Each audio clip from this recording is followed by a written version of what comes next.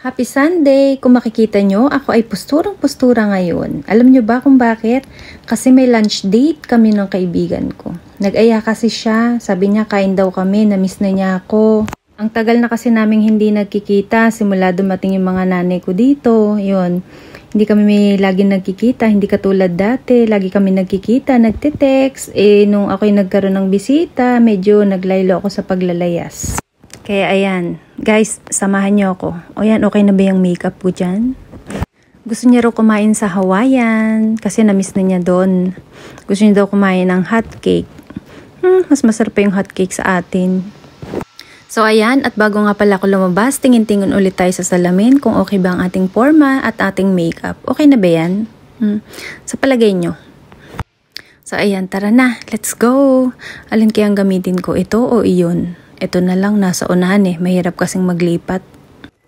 Sinong gustong sumama? Tara, let's go na. Sakay, dun kayo sa kabila. Ayan, at bakit may plastic pa dyan?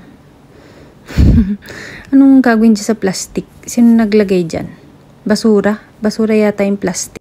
Ayan, at mamaya na lang ulit ako'y magdodrive na at baka ako malate na kasi ang usapan namin is 11 AM. So, anong oras na? Magi-11 na. Nandito pa ako. Na-traffic pa ako. Janet!